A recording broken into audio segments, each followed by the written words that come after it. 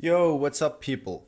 In today's video, I want to talk about some knives that I kind of like to carry the last couple of days. And I will try to not talk too long on each knife, so maybe like 3 minutes. So we have like 6 knives, so 3 minutes should be fine for a video not to be too long. I hope you guys are doing fine, by the way. It's difficult times right now, but I guess we'll get through this. So, I will start from left to right, and if you want to only hear about one particular knife, then you can just fast forward in the video. So yeah, I just let's just go into it, shall we?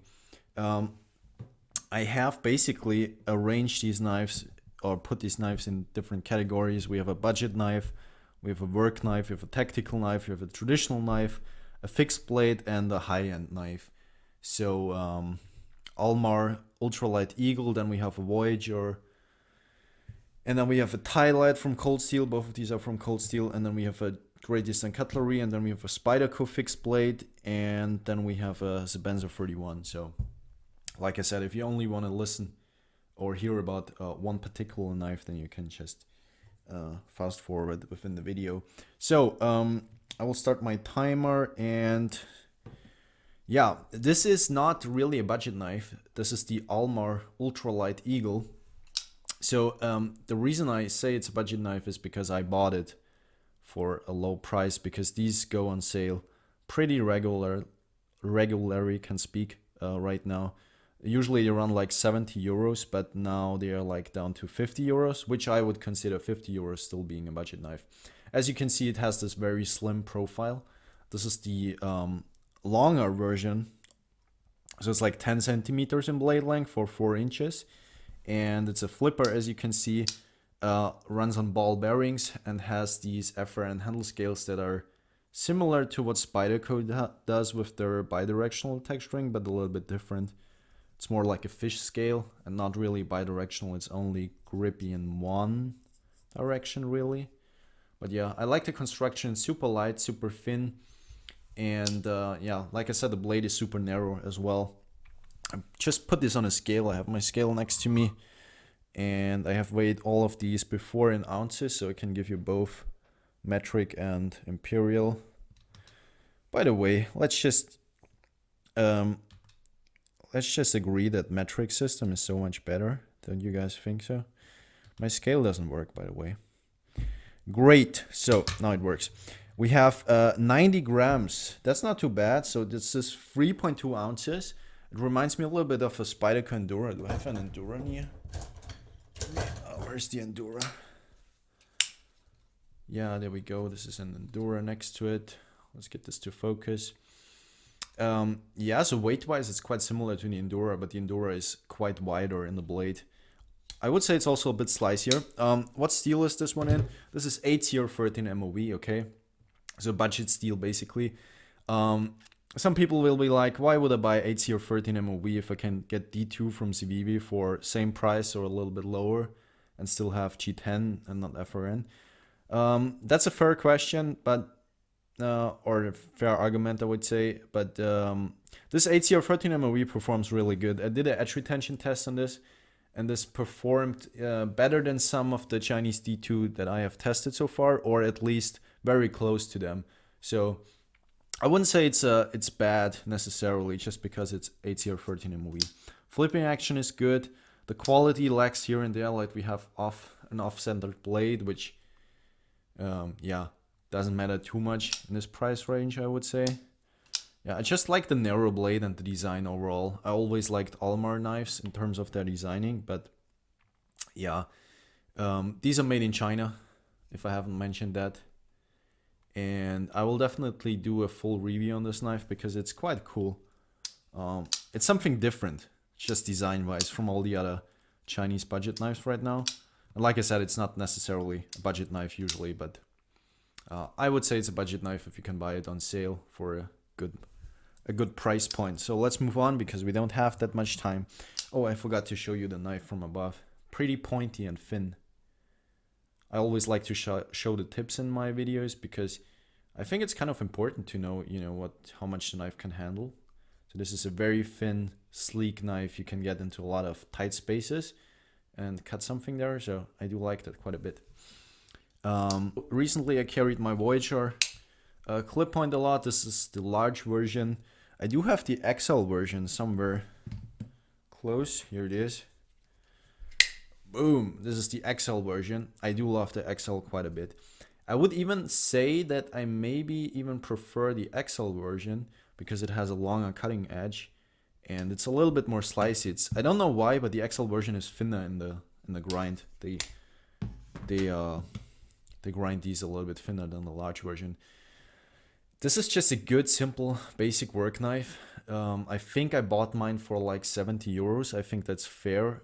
In the United States, they will cost you a little bit less. And I think for the money, you get a lot of performance. It's an AUS 10A steel. AUS 10A is a pretty good performer for a work knife. It holds a good edge retention. It has good edge retention with if you sharpen it up with like diamond stones. Right, like a diamond.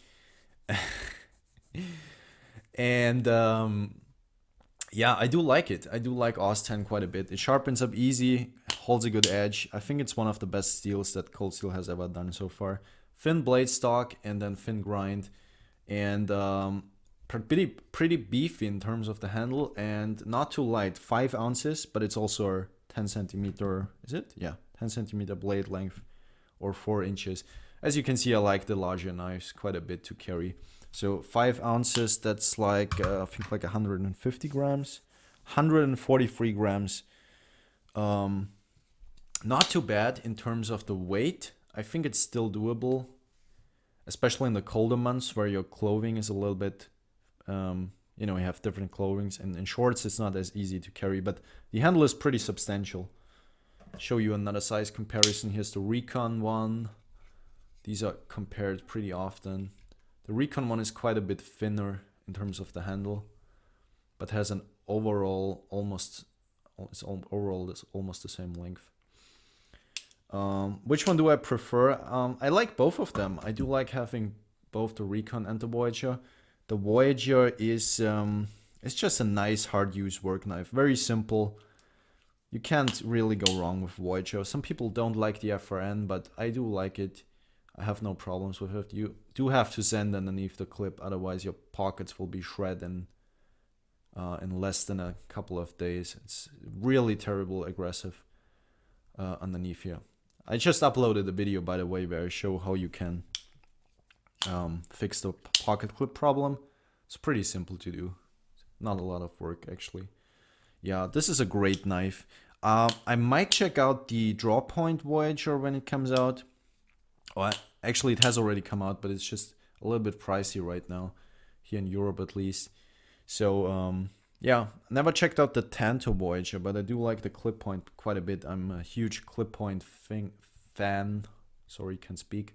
So thin tip on this one as well. Thin and pointy and a nice swedge. I love myself a nice swedge, and also you get a little bit of belly up here. It's a great slicer. Now, another Cold Steel knife. This one is one of the huge, ridiculous Cold Steels. Until you get it in hand, actually, it doesn't feel too weird if you have handled a couple of XL folders. They're actually not too unpractical, despite the huge size. So this one is, I can show you, how big is this? 33 centimeters in overall length. Phew, that's huge. So the blade length is 6 inches, or what's that, 15 centimeters? Pretty big for a folding knife.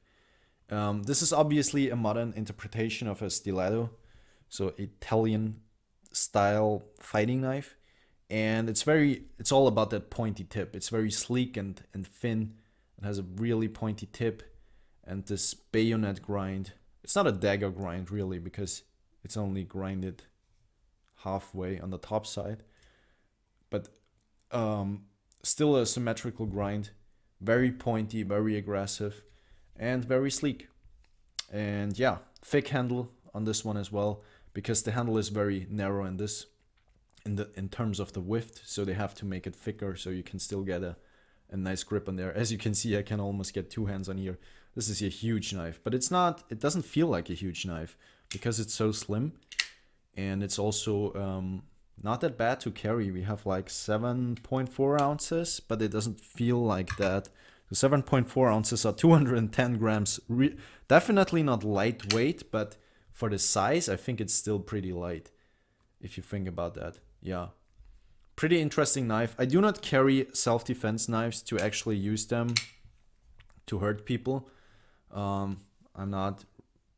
do think it's not necessary most of the time when people get hurt. It could have been avoided, but I do just like tactical knives, the way they look and the way they feel. So I don't know about you guys, but I don't have a problem with tactical knives as long as they are used responsibly. And yeah, so this one is pretty cool. Another add to my Excel collection. I should make a video about my Excel folders. I have so many of them now. Next up, we have a Great Eastern Cutlery, and this one is not. This does not come in the leather pouch, but I do keep it in this leather pouch because it has a pocket clip added to it, and that way it doesn't fall over inside my pocket. This one is the G-Slip, made in Germany. Pretty cool thing. I do like it quite a bit. I think they are a little bit pricey now, but they are definitely worth the money. And this one is the Great Eastern Cutlery number 23. Yeah, pretty basic model. Not really basic, but in terms of the profile, it's not too dramatic, and I do like that quite a bit about Great Eastern Cutlery, that they give us some very, very nice basic folding knives that are just thin in the blade stock and slice really well. 1095 steel, as you can see. It has patinaed quite a bit. I do clean it off every once in a while. It's really simple to clean off. You just take a little bit of soap and you're good. And unless the patina is too aggressive, but most of the time this bluish sort of color you can wipe it off pretty easily. I do like all GECs that I have handled so far. I do like them. This one is unusual because it has a liner lock, and it also has a pretty intense pull. So if you don't know about traditional knives, we measure pull in terms of how hard you have to pull the blade until it comes out. And this one, when I got it, it was definitely a 10 pull, and now it's more down to 8, but I cannot open it with any other finger except my thumb, so it's definitely on the more difficult side to open. But I do like it quite a bit. I think it has some character. 5 ounces in the weight, so not a lightweight knife per se. 144 grams, so very similar to the Voyager here, but quite a bit slimmer. You can see the size difference is pretty noticeable. And yeah, but that's obviously because it has some very intense, thick brass liners, and it also has a bolster and very nice chicked bone handle scales. I do like my chicked bone handle scales quite a bit. This one is called Red Tail, I think. So it's a really, really dark red. Not sure if the camera can pick it up. Almost looks black under certain light circumstances. And pretty nice knife. If you have never tried a GC, you should definitely try one out. They are so well made. The only thing that I don't like about GCs is that the edges they come with out of box, like on most knives, are pretty bad. But other than that, Great Eastern Cutlery knives are pretty cool. Now, let's talk about this fixed blade from Spyderco. This is my first Spyderco fixed blade. I have never had one before. This is the Spyderco Street Bowie. It was designed by a French designer who is also a martial artist. So this was definitely designed to be a martial art knife, or tactical knife, I should say. But I do use it as a very simple utility knife.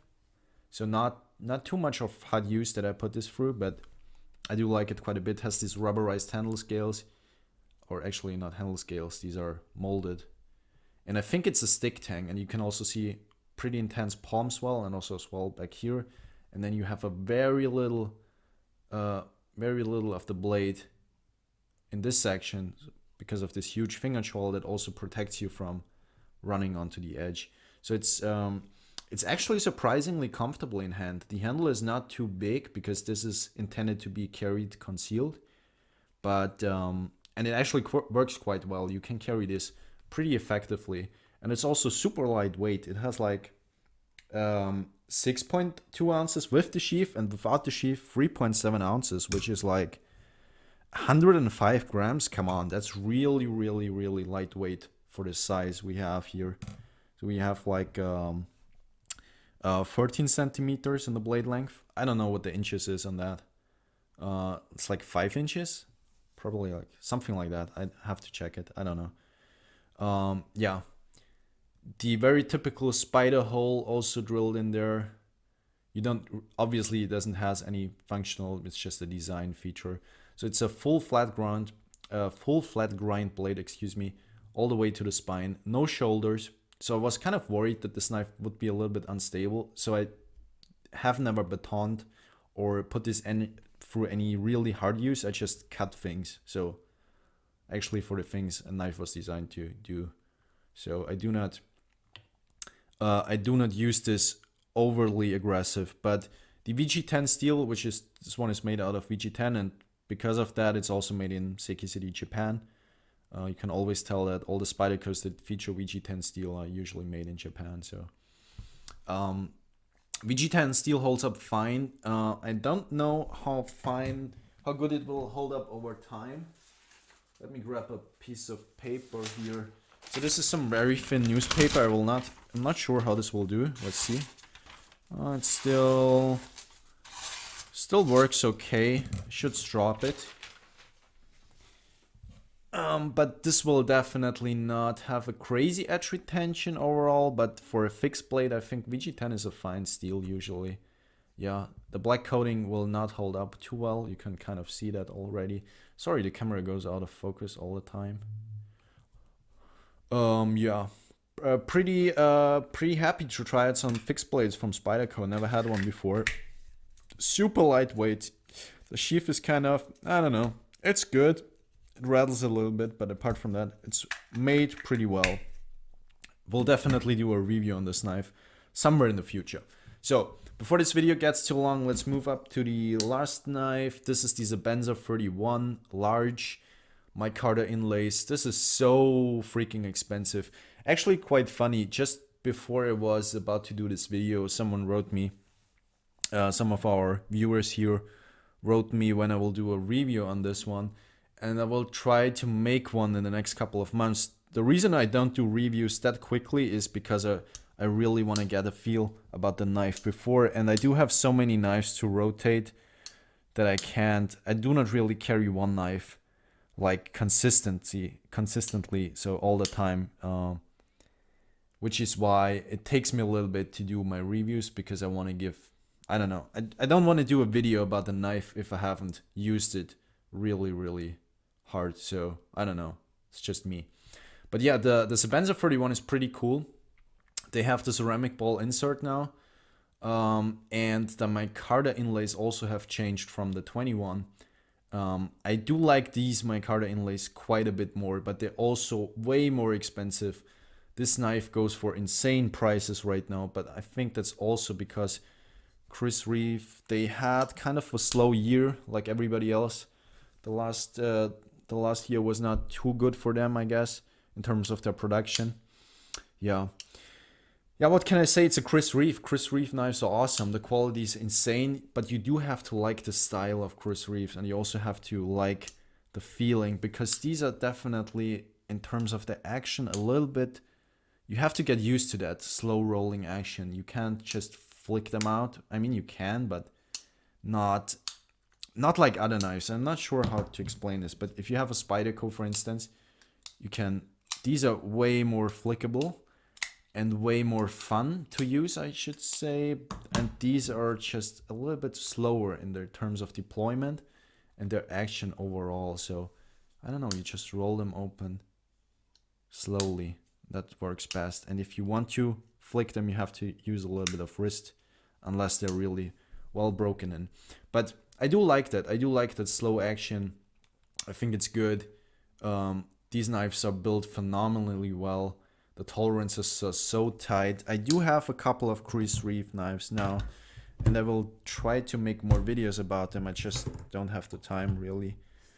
I do have the Inkosi for quite a while now, and I actually have to say I think I like the Sebenza better than the Inkosi. It's a little bit thinner in terms of blade stock, so it slices better, and also the grind is thinner. So I think the Sebenza is a better cutter, and I don't know, the neutral grip also works better for me personally than the finger grips here. Not finger grips, how are these called? These finger cutouts, whatever, yeah.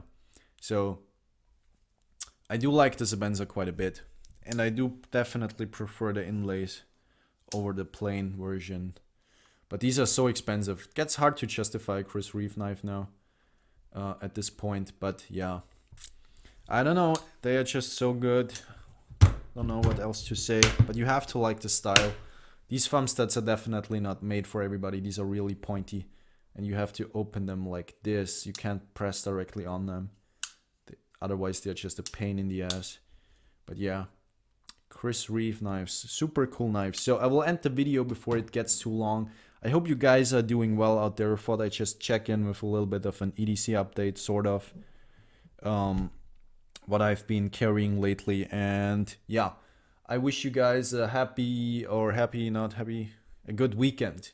Yeah, and make sure to sharpen your knives with diamond stones.